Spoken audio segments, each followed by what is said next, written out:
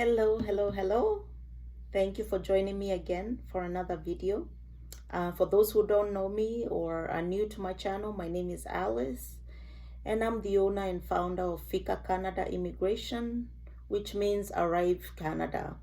I give you all the information that's necessary for you to facilitate your visa, to do a complete application, to know which application you should do, depending on your case, because every case is individual. Not any two applications are the same.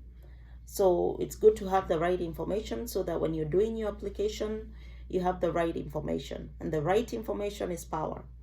All right. So today I wanted to cover a PNPs, which stands for Provincial Nominee Programs. Canada has a lot of different pathways in which you can come for permanent residency, if that is your desire. Remember, I've covered before, Canada has 10 provinces and 3 territories. Now, Quebec is a province, is one of the provinces, but they have their own immigration pathway. So always look on the Quebec website to figure out if it's conducive to you, if you speak French, and that you meet all the criteria that they need. But for the other 9 provinces and the other 3 territories, each one of them will have a provincial nominee program. And what does this mean, provincial nominee program? So every province, because Canada has been facing a lot of labor shortages, there's even a human capital shortage. Canada is the second largest country in the world, and I think on the last census we were at 38 or 39 million people. So there's a very big deficit in just human capital. And we know that some of the most industrialized and most developed countries are, of course, because of large populations and working large populations, not just populations, but working populations. Because when people are working, the economy gets moving, there's a lot of money circulating. These people need to eat, these people need education, these people need healthcare. So there's a lot of circulation of the economy. I'm not an economist, so I'm not going to go into that. But that's the premise, even behind immigration, and why the government of Canada is so accommodating when it comes to immigration into Canada. There's ways to move here legally, permanently, or even temporarily. There's always any sort of way that you can try and get here. So let me cover briefly provincial nominee programs. They're not as complicated as people think they are. They are basically a pool. So you enter your information, you enter your credentials, you enter your experience into the database, the provincial database, and then every now and then the province will do a draw. It's called a draw. And usually what they do, they'll go into the system, and the highest scoring people within the pool will be sent an invitation to apply. And this basically means you've been selected by that province to apply for permanent residence. Now, permanent residence application is, of course, controlled by Government of Canada. So you have to meet the federal Government of Canada criteria to moving as a skilled worker in order to even qualify. All right. So, and it's always good to have an express entry at the provincial level in order to, as you apply for the provincial nomination. So have both. There's nothing wrong with having both. Because you have to qualify at the federal level when it comes to now applying for your permanent residence. So some provinces, you'll see them doing selections more than others, and this just depends on the labor shortages they're facing, the industries that are facing the most challenges in terms of labor, the economic size of the province also matters. Some provinces have a bigger economy than others. That's with any country. You'll find some areas more doing more economically than others. That's very common. So some people have asked me, how do I know which province to put my name? You can put your name into the database, or the pool as it's called, but it's just a database where everyone who's interested in that province meets certain criterias. You have to have your education evaluated first of all. You have to have your English scores. You have to sit for your IELTS test. You have to sit for your French test. One of those. You don't have to do both. If you're bilingual, you can do both. That increases your chances, because Canada is a two language nation. Both French and English are considered official languages.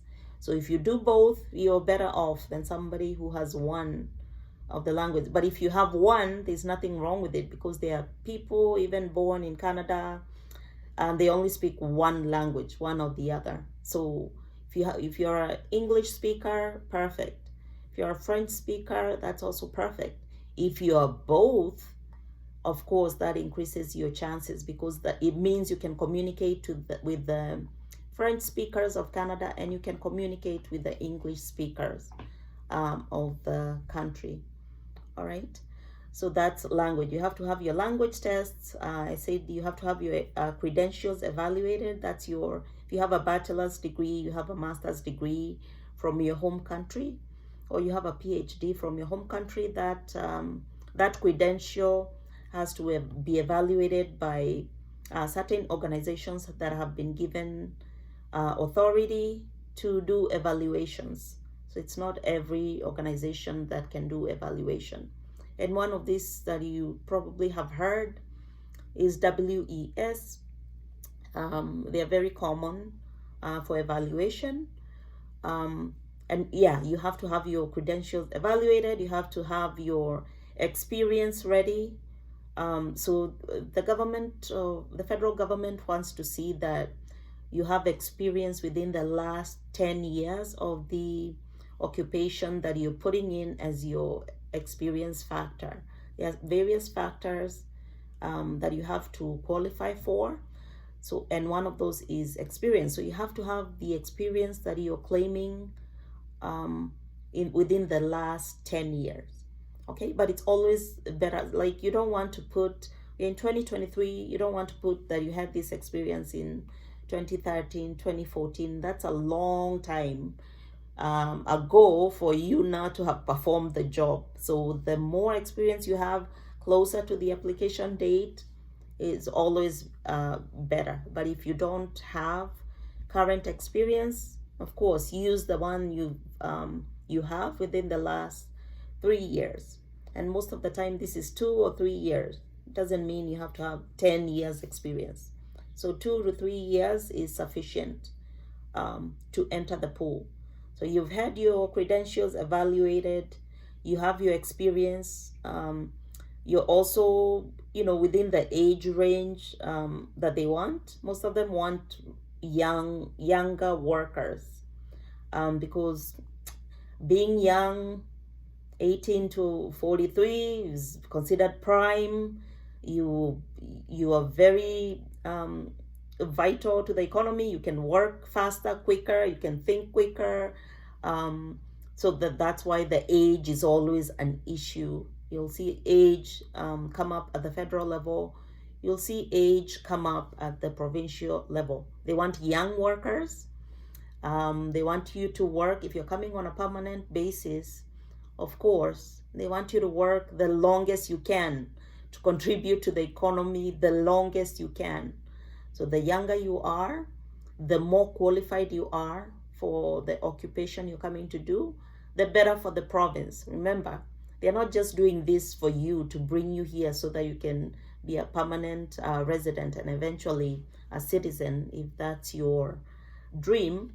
They want you to work for them. They want you to pay provincial taxes for those provinces that have provincial tax, and the federal government wants to charge you the the federal tax, because everyone who's a worker has to pay tax, and this is what keeps the economies going. Again, I'm not an economist, but it doesn't take an economist to figure that that's how they generate the revenues that they do.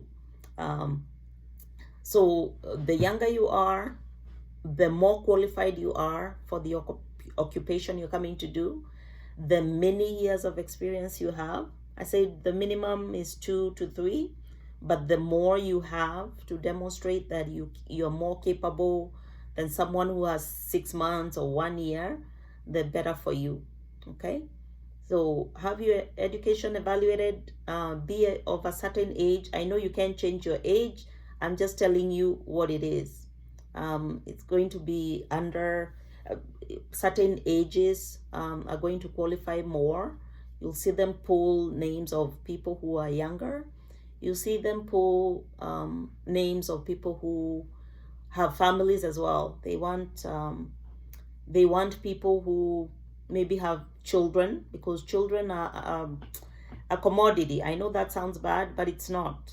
Those children will eventually grow here and also start contributing to the economy. That's how economies grow. If you're coming and you're 65, okay, let's give an example. You're coming on a provincial nominee program, you're 65. Retirement age in Canada is 65. So you're at retirement age. You cannot have a child. You're 65. So there's nothing coming from you generationally to continue that economic growth of the province. Think about it that way, and then you'll understand why the age is a factor. That's why I gave the age. There's nothing wrong with being 65, but that's the criteria they look at. Okay, you're coming. What is your age? What is the likelihood that you'll produce, or you're bringing children, or other people with you within your family that will continue the economy, that will generate more and more and more. Okay, so that's provincial nomination, and that every province has one. So if you're within my FICA forums, we always share these links. Go to each province, look at the criteria they want. Do what is needed, do the English test or the French test, have your credentials evaluated, have a valid passport, because that's one of the questions that is usually asked, and then submit your name and wait for your opportunity. It could be your name that's pulled the next time they pull. You could be in an occupation that is in high demand. Okay, so that's a little bit about provincial nomination. It's a very lengthy topic, so we can always cover it